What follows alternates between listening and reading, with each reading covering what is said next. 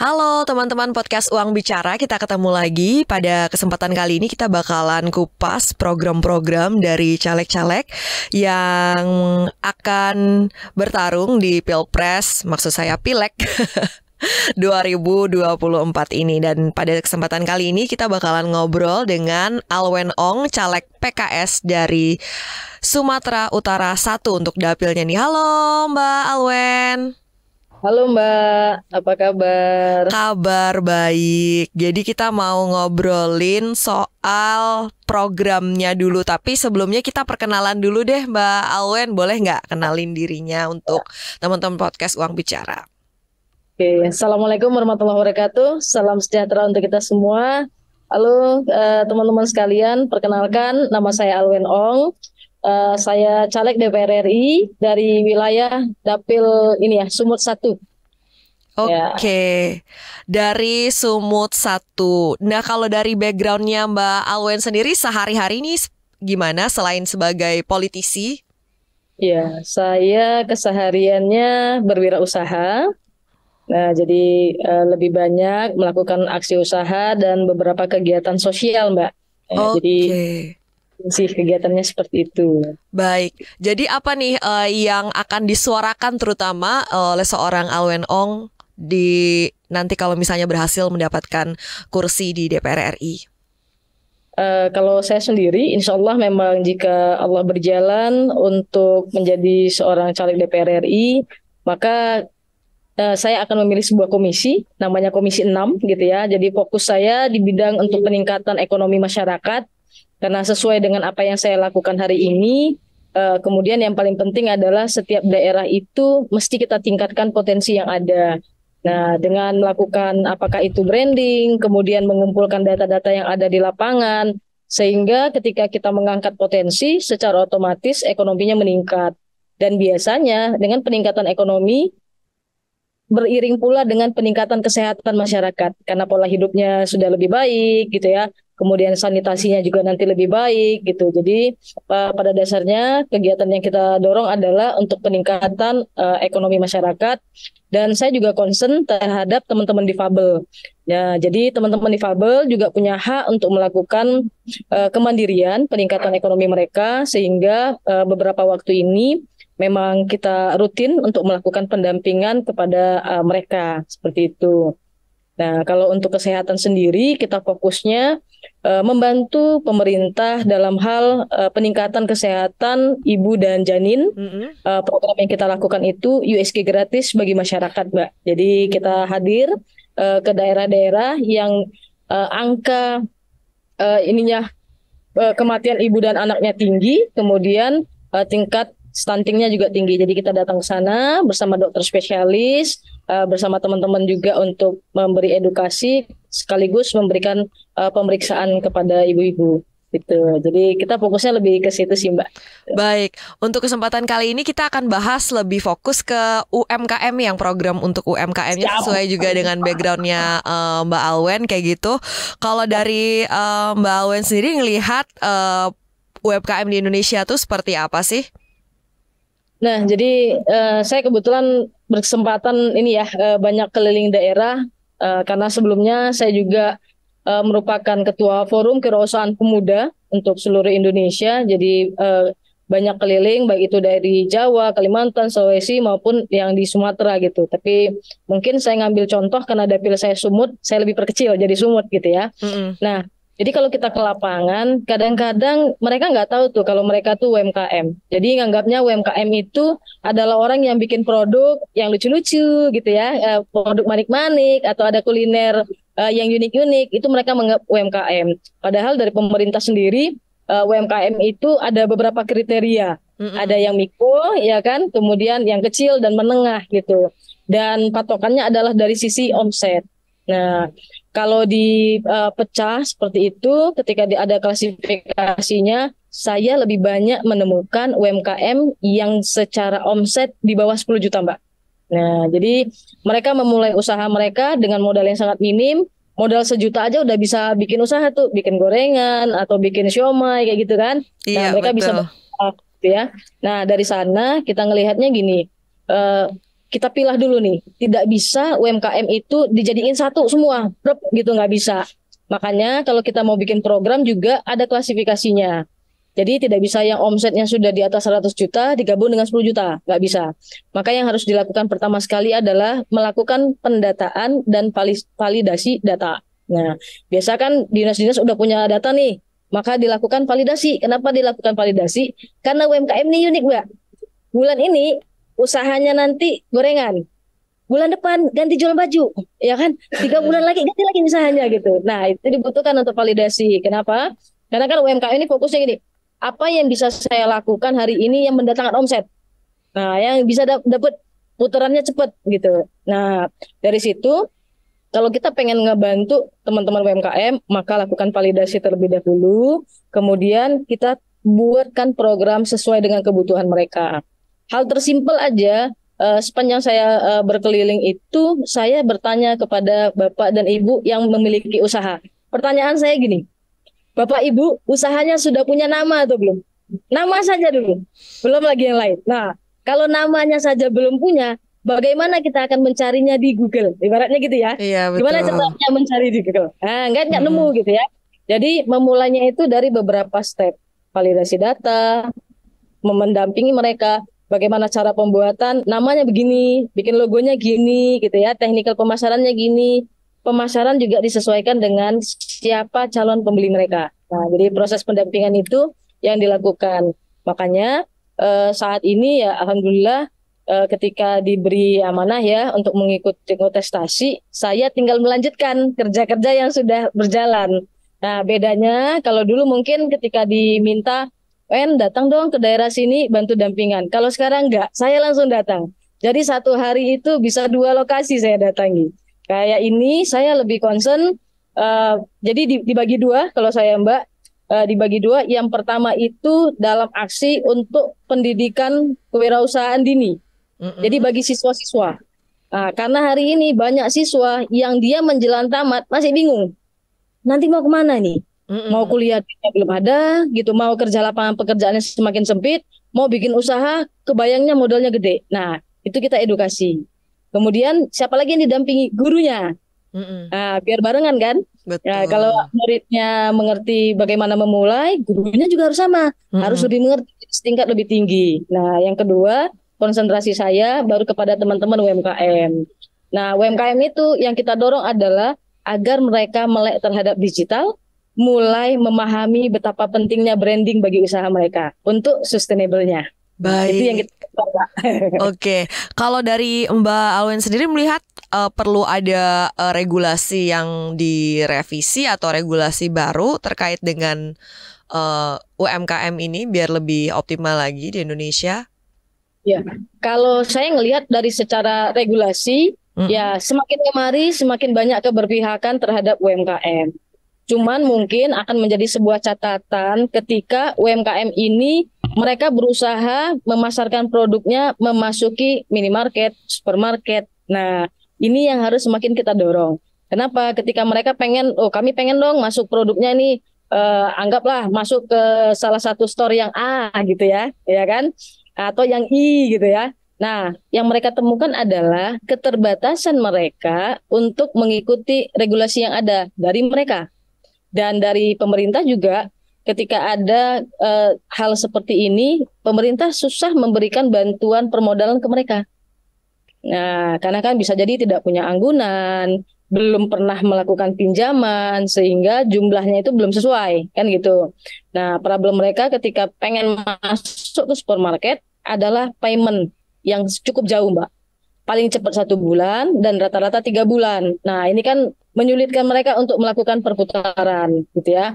Nah, dari sisi pemerintah, beberapa waktu yang lalu saya diminta pendapat tentang kredit yang ini ya, dengan bunga hanya 3%, gitu ya. Yang subsidi Tapi bunga ya. benar, tapi sepanjang saya bertemu dengan teman-teman UMKM, nggak pernah ketemu tuh kredit segitu, gitu ya.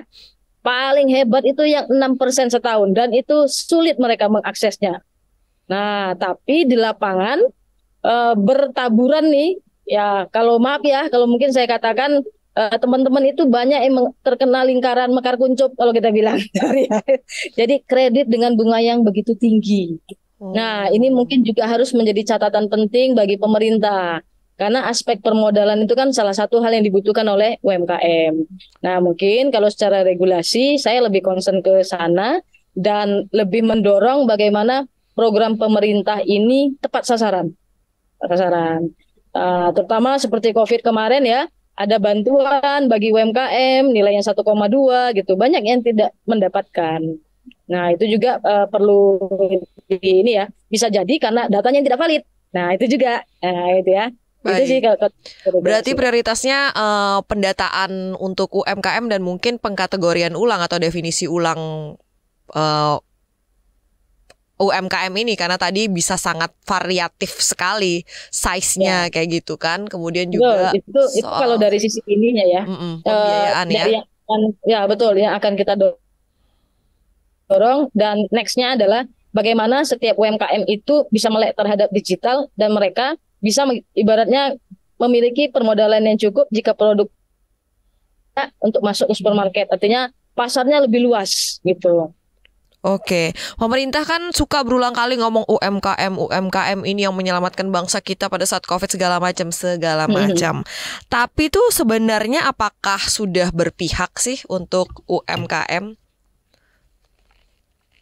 Nah, ini hari yang saya lihat adalah pertama dalam proses perizinan. Secara perizinan lebih mudah karena sudah menggunakan metode OSS. Mereka butuh PIRT misalnya, sekarang jauh lebih mudah dalam hal perizinan gitu. Nah, asalkan mereka mau mendatangi atau didatangi sama teman-teman yang dari dinasnya gitu. Nah, tapi di sini ada problem, Mbak. Kenapa saya bilang problem? Eh, Bulan lalu kita baru menyelesaikan proses pendataan dan pendampingan bagi UMKM di salah satu daerah. Nah, kenapa mereka takut untuk mendaftarkan usahanya, untuk mendaftarkan NIB usahanya? Karena mereka dibayang-bayangi kalau UMKM itu begitu dia mendaftar maka mereka akan kena pajak. Nah, itu jadi momok gitu ya. Mm-mm. Sehingga yang harus dilakukan saat ini adalah pemerintah berusaha mendampingi masyarakat dengan menggandeng pihak perpajakan juga. Jadi jalannya bareng. Nah, jadi pembuatan NPWP-nya bisa bareng, kemudian diberi edukasi ke masyarakat. Nah, tatanan pajak itu nilainya di angka berapa baru mereka terkena pajak. Nah, dikenakan wajib lapor di angka berapa. Nah, itu harus disampaikan. Sehingga kalau saya melihat perlunya dari dinas-dinas untuk melakukan jemput bola ke daerah. Nah, itu kalau yang saya lihat ya. Gitu. Kalau dari sisi policy untuk perpajakan UMKM-nya sendiri seperti apa? Apakah sudah cukup baik dengan regulasi existing atau ada yang perlu ditingkatkan lagi? Ya, kalau saat ini ada regulasi terkait UMKM yang omsetnya di bawah 500 juta, mereka tidak kena pajak gitu. Dan ini sangat meringankan dari UMKM-nya. Nah, tapi selain itu yang seperti saya katakan tadi, perlunya diberikan edukasi dan diberikan sosialisasi ke UMKM-UMKM. Sehingga mereka tidak takut untuk mendaftarkan usahanya. Nah, kenapa harus didaftarkan? Ini terkait dengan regulasi tadi, bagaimana validasi data. Nah, Mm-mm. kan terkait ya. Nah, dua hal yang terkait gitu. Kemudian kalau saya ngelihatnya juga hari ini polisi yang ini ya, aturan-aturan yang diberikan itu cukup baik. Contoh, kalau dulu orang mau bikin halal ya, sertifikasi halal itu sulit. Hari ini sudah ada metode yang mereka bisa self declare. Nah, itu memudahkan mereka dan sangat-sangat membantu gitu ya. Nah, itu yang saya lihat. Meskipun pemerintah itu sudah mencanangkan jika Oktober 2024 yang produknya wajib dihalalkan mereka tidak mendaftar akan ada sanksi kan begitu ya, akan Mm-mm. berbayar gitu. Nah, sebelum sampai ke situ ada baiknya kita semua berkolaborasi sama-sama mendorong agar UMKM yang lain tidak ketakutan untuk mendaftar.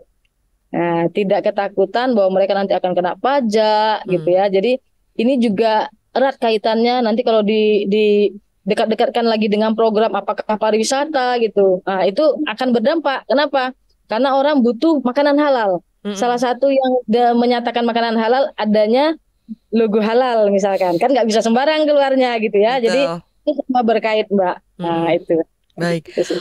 Mbak Alwen, kalau kita lihat Undang-Undang Cipta Kerja sendiri, kalau dari perspektif UMKM nih, apa ada catatan baik yang positif maupun yang negatif? Kalau saya sekilas melihat ya, jadi saya belum benar-benar secara detail untuk melihat Undang-Undang Cipta Kerja sendiri, tapi salah satu program yang sangat kami rasakan adalah kemudahan untuk melakukan akses perizinan. Nah, itu sangat kita rasakan dengan adanya OSS, jadi itu tidak memberatkan kepada teman-teman UMKM. Mungkin catatan besarnya adalah seluruh instansi yang terlibat, baik itu dari perizinan, dari dinas UMKM-nya, dinas perdagangannya, ini harus kolab. Ya, harus sama-sama berkolaborasi, nggak membebankan kepada satu dinas saja, gitu. Supaya apa? Supaya ini terjadi percepatan. Nah, semua dapat didaftarkan, dapat secara resmi, gitu ya. Dan ini yang harus dilakukan. Kalau saya melihatnya ketika di lapangan, kesadaran teman-teman ini ya, teman-teman pemerintah harus memahami ini adalah tugas bersama. Jadi nggak cuma oh ini tugas dia aja, nggak, tapi ini tugas bersama. Ketika data kita sudah valid, kemudian teman-teman UMKM ini jauh lebih maju, ngefeknya pasti ke kita. Ya kalau ujung-ujung diikut-ikutin gini, ketika UMKM-nya meningkat, ekonominya meningkat, otomatis ASN-nya juga kena imbasnya, meningkat juga. Baik. Nah, untuk ekspor nih, UMKM kemarin kan ada kasus yang viral soal dikenain biaya kayak gitu, bea cukainya Oh, cukup ya benar-benar ya. besar seperti itu sampai viral. Ini kayak gimana sih pandangan dari Mbak Alwen sendiri dan gimana caranya untuk UMKM tuh semakin dibukakan jalannya dan semakin mudah untuk bisa menembus pasar global? Nah, jadi kalau terkait itu saya coba kemarin ngelihat ya apa yang menyebabkan kok dia bisa bayar pajak sampai ratusan juta nih gitu ya kena Betul. cukainya gitu. Mm-mm. Ternyata ada kesalahan Mbak dalam penginputan. Jadi Mm-mm. menginformasikan kategori produknya. Nah, inilah sebenarnya dibutuhkan kerjasama kolaborasi antara dinas-dinas membantu UMKM, sisi lainnya dari petugas bea cukai sendiri memberikan edukasi. Ya, kadang kan tidak semua orang itu paham ya apakah produknya masuk kategori yang ini atau yang itu gitu kan. Nah, itu kan perlu dikasih pendampingan dan bimbingan. Nah, kalau saya melihatnya ini kebetulan kalau di daerah saya itu dinas untuk dulunya dinas koperasi dan dinas perdagangan itu terpisah. Sekarang sudah digabung. Ada baiknya adalah dinas koperasi dapat mengkategorikan eh, teman-teman UMKM ini. Jadi datanya satu, Mbak. Masuknya satu data. Jadi Mm-mm. begitu kita input nicknya, ketahuan nanti pekerjaannya apa, jenis usahanya apa. Nah, apa yang dilakukan? Pengkategorian. Mana produk-produk teman-teman yang bisa masuk dalam ranah ekspor. Nah, teman-teman yang bisa masuk dalam ranah ekspor ini diberikan edukasi ekspornya. Nah, gimana cara mereka bisa membuat produknya diterima oleh luar, negara mana saja yang membutuhkan, apa saja yang harus dipersiapkan gitu ya. Saat ini itu sudah dilakukan pemerintah. Nah, lantas apa yang harus dilakukan? Dilakukan lebih kencang, lebih banyak gitu ya. Sehingga teman-teman mungkin hari ini, saya ini kan cuma jual kemiri gitu ya. Saya hanya petani kemiri. Ngapain kemiri saya sampai ke luar negeri? Nah, ibaratnya gitu. Masih begitu pemikirannya para petani-petani di daerah. Padahal produk itu bisa diterima di negara lain. Tapi karena mereka tidak ada didampingi untuk melakukan ekspor impor itu sendiri, ya kan, melakukan ekspor, akhirnya mereka juga ya sudahlah, ngapain lagi ngikutin kayak gitu. Nah, artinya dari dinas juga harus bekerja sama dari teman-teman cukai, bea cukai untuk memilah nih dan memberi edukasi. Seperti itu, Mbak. Baik. Nah, kemudian untuk mendorong nomor induk berusaha NIB ini semakin lebih banyak lagi, seperti apa yang perlu dilakukan Ya. kalau menurut Mbak Alwen? Nah, ini menarik. Jadi saya sewaktu di daerah banyak teman-teman yang belum terdaftar. Untuk apa NIB? Nanti kami kena pajak gitu ya. Mm-mm. Nah, yang kita lakukan adalah kita ajak mereka untuk didampingi untuk dapat edukasi seperti yang saya katakan tadi. Iya, Yang betul. pertama adalah mindset. mindsetnya dulu, ya, mindset berwirausahanya dulu. Jadi mindset itu tidak hanya seperti mereka berdagang, karena levelnya akan kita tingkatkan dari mulai pedagang biasa, naik nih jadi entrepreneur, naik jadi sociopreneur, ibarat gitu ya kita. Nah, jadi apa yang harus dibereskan dulu? Mindsetnya. Sehingga kalau kita mau meningkat usahanya, yang dibutuhkan dalam sisi branding kita penuhi. Yang dibutuhkan dalam sisi legalitas kita penuhi. Nah, poin pertama untuk legalitas itu tidak terlepas dari NIB. Nah, ajak mereka untuk membuat NIB. Nah, bagaimana agar mereka dapat didata dengan mudah? Maka seringlah melakukan kegiatan-kegiatan pendampingan, pelatihan-pelatihan. Dan syarat orang yang mengikuti pelatihan harus sudah punya NIB. Nah, jadi kan otomatis terangkai kan? Betul. Gitu. Ada petugas-petugas yang khusus berkeliling. Jadi nggak cuma SIM doang yang keliling, tapi NIB juga keliling. Jemput bola ya.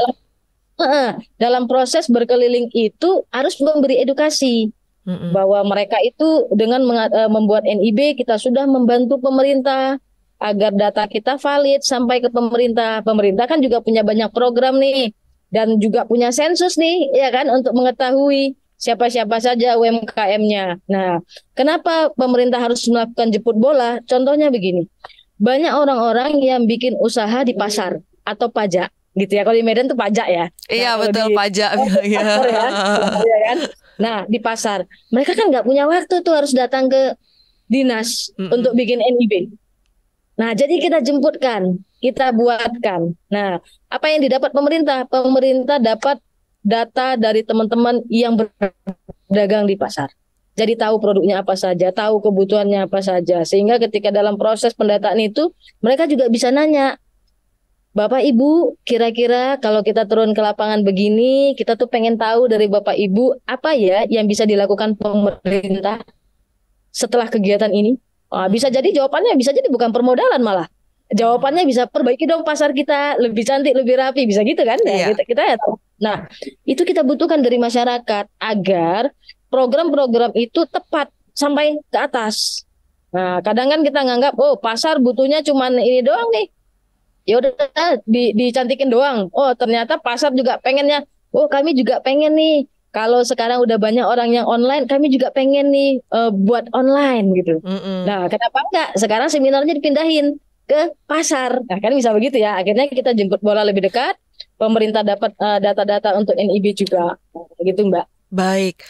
Kemudian kalau misalnya masalah banjir produk-produk impor yang sekarang ini harganya benar-benar murah dibanting banget kayak gitu, dari pelaku UMKM seperti apa? Apakah udah langkah-langkah yang diambil pemerintah untuk membendung banjir produk impor ini udah tepat seperti itu atau ada hal lain yang perlu dilakukan nih Mbak? Nah, terkait produk impor yang banjir, ya kita buka-bukaan ya, banyak produk Cina dengan harga murah datang ke Indonesia, gitu ya. Yang ngambil juga teman-teman dari Indonesia dong mengimpor produk mereka gitu. Kenapa itu bisa terjadi? Kan ini. Ternyata saya beberapa kali ya diberi kesempatan nih sama pemerintah untuk berkeliling Cina gitu. Nah, saya mencoba mengamati. Ternyata di Cina itu kenapa mereka bisa membuat produk massal ya dengan harga yang sangat murah. Jadi biasanya kalau mereka misalnya bikin sepedanya sepeda, enggak. Jadi beda-beda. Nanti sebelah sana ngerjain stangnya, di sini ngerjain bannya gitu ya. Tiap daerah itu dibangun pemerintah sesuai dengan ikon yang ada. Jadi pemerintah di sana mampu ada di daerah tersebut. Nah, itu bisa kita adopsi di Indonesia. Coba kita amati daerah-daerah kita punya kelebihan apa nih? Apa potensi dan itu kita tingkatkan, Mbak. Nah, yuk kemudian kita amati produk apa yang banjir masuk ke Indonesia. Contoh aja nih, mau bikin pin, penitinya aja datang dari Cina. Ya kan? Penitinya tuh datangnya dari Cina. Kenapa nggak kita buat juga gitu? Jadi pemerintah juga harus punya peranan juga di sini, mendata barang-barang impor apa saja yang tinggi. Kemudian yang mana yang bisa kita produksi. Nah, kalau saya suka sekali melihat bagaimana konsep dari Mahatma Gandhi ya, kemudian diterapkan juga di Malaysia. Mereka begitu bangga menggunakan produknya. Pakai mobil misalnya Proton gitu ya, gitu. Nah, Kenapa nggak kita melakukan itu? Bagus sekali waktu sebelumnya itu bangga pakai produk Indonesia gitu ya. Nah, kemudian dari sisi pemerintah mencoba untuk melakukan pendataan potensi daerah, dari masyarakat juga mencoba kenapa nggak saya yang memproduksi ini? Mungkin nggak gitu ya. Nah, di sini yang harusnya menjadi sebuah pandangan ke kita, banyak peluang-peluang yang bisa dilakukan di Indonesia kalau daerah kita memang terangkat secara potensinya. Nah, jadi diangkat satu persatu. Jadi nggak tubrukan. Ibaratnya, oke, di Jawa itu memang sudah terkenal bahwa batik di sana murah dengan bahan yang murah gitu. Ya udah nggak apa-apa. Jawa fokus aja jadi daerah batik gitu. Sumatera punya apa nih? Wah, Sumatera ternyata banyak nih penghasilan produk-produk bagus. Salah satunya kalau di Medan, wah kita punya durian. Durian ini mau diapain nih? Bisa nggak diolah? Mulai dari buah sampai kulitnya, ibaratnya kayak gitu kan. Nah, dibutuhkan nggak nih? Mau dikirim kemana gitu? Nah, itu potensi yang ada di setiap daerah itu Mbak yang kita angkat gitu. Sehingga produk-produk asing pun masuk ke daerah kita, nggak apa-apa tahap awalnya kita membayar lebih mahal daripada produk asing gitu ya. Karena kita udah menumbuhkan, kita cinta produk Indonesia. Lebih baik uangnya berputar untuk Indonesia daripada kembali ke negara orang lain. Iya. Nah, yang harus mencontohkan pertama sekali adalah para pemimpin negeri kita. Wah, Mantap itu yang sekali. contoh-contohnya itu ya. Baik, terima kasih Mbak Alwin Ong untuk kesempatannya kali ini bisa sharing mengenai pendapatnya dan juga program-program yang akan diperjuangkan jika nanti berhasil mendapatkan kursi di DPR RI karena Mbak Alwin Ong ini maju sebagai caleg PKS Dapil Sumatera Utara 1. Sehat dan sukses selalu. Baik, terima kasih. Terima kasih.